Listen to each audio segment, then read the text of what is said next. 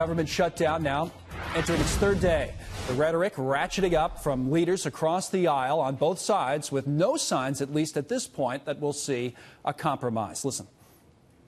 If they really care about the big issues, increased defense funding, disaster relief, DACA, and border security, and other important matters that we've been negotiating, and that I would like to bring to the floor, then they will stop their filibuster and this shutdown and let the negotiators get back to work. We've had several conversations. Talks will continue, but we have yet to reach an agreement on a path forward that would be acceptable for both sides. For that reason, I object.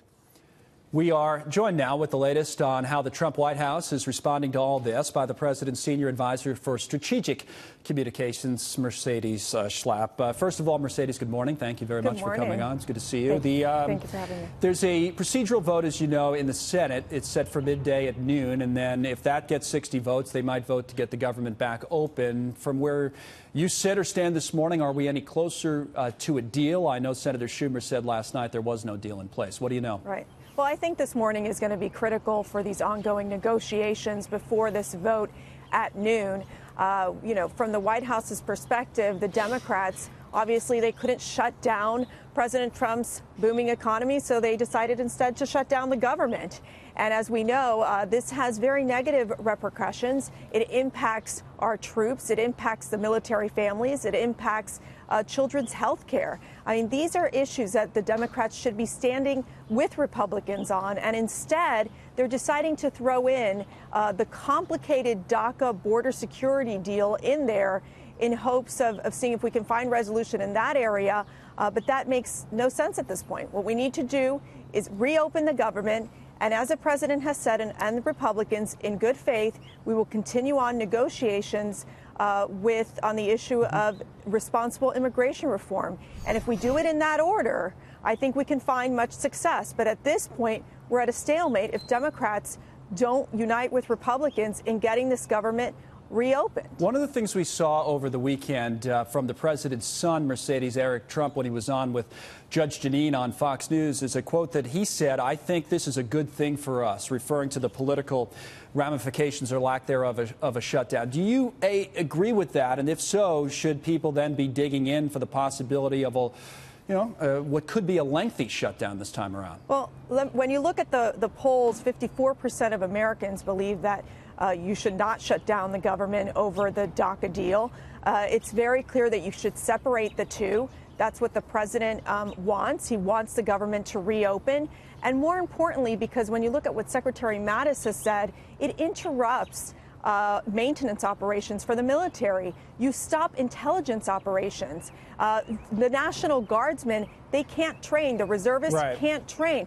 We're talking about impacting our military troops. This is impacting our national security, and it's an irresponsible move by the Democrats. And they've made the choice of saying, let's put unlawful immigrants ahead of millions of Americans and our military. That, to me, just makes no sense. To that point, let me ask you about that. Without the funding, thousands of federal workers remain on furlough. And to the point you're making, you have servicemen and women soon going without pay. Vice President Pence speaking with military members near the Syrian border this weekend. So before we talk about it, let's listen to the vice president issuing a stern warning. Here he is.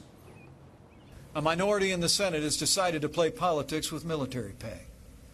But you deserve better. You and your family shouldn't have to worry for 1 minute about whether you're going to get paid as you serve in the uniform of the United States.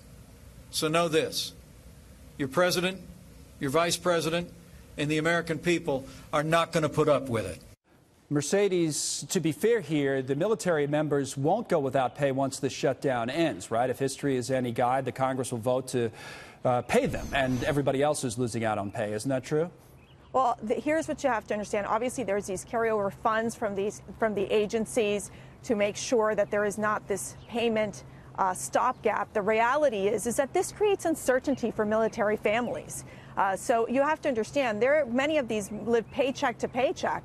And so the sense that they don't know when the paycheck is coming in is very troubling. And so I think for the president and for Republicans, it's very clear that for the military families and for our troops, they deserve better than having to be caught in the middle of this political firestorm and the irresponsibility of the Democrats. And it's really time for the Democrats to unite with Republicans and stop this Schumer shutdown.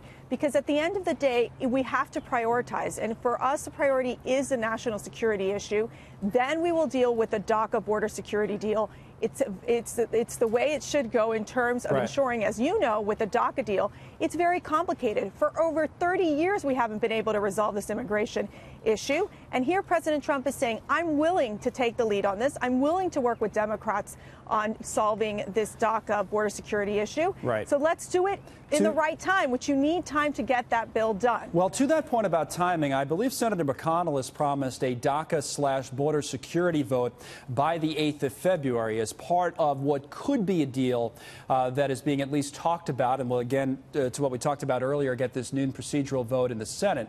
But that vote could come, at least according to what we were hearing last night, with or without the president's support. What's the White House's view on Senator McConnell's position there? Well, at this point, what we're attempting to do, and it's working with, obviously, Senator McConnell has talked about this as well. The negotiations has gone from having another 4 weeks where we have the government open and then we revisit with another probably continuing resolution to 3 weeks. So here again, Republicans are negotiating in good faith. Democrats continue to say no. So at this point, what we need to do, the priority is to reopen this government. The other priority is to push for a two-deal budget caps. We want long-term budgets. This idea of going from a continuing resolution to another short-term spending bill, this is what impacts any sort of long-term readiness for our military. It does impact our national security. And it is one of the things that President Trump, he had already submitted his budget months ago. Congress failed to act on the budget. And now we're up against in February when the next budget, the fiscal year 2019 budget, will be released. And we still haven't even passed the 2018 budget. This idea of short-term spending bills is what creates chaos. It creates uncertainty. And it definitely impacts long-term planning for our military. Just a quick word on the timing of all this logistically, Mercedes, before we let you go. As you know, World Economic Forum getting underway over in Davos in Switzerland this week. Maria's going to be there, and she'll be doing the show from there for the rest of the week. But the president is also expected to be there. I believe his remarks are scheduled for Friday. If the government is shut down, will the president still travel to Davos? Well, we shall wait and see. At this point, our priority is to ensure that the government reopens. That is where the president is at this moment. He has been talking to Republican leaders constantly to make this a priority. Obviously, that's the first focus that we have from this White House. And I hope, and we hope, that the Democrats work in line with Republicans but no to move forward and reopen. No decision on Davos yet, it sounds like. At this point, our focus is to reopen the government, and that is where we stand. Mercedes, good to see you. Thank you. Great to see you. Mercedes Schlapp.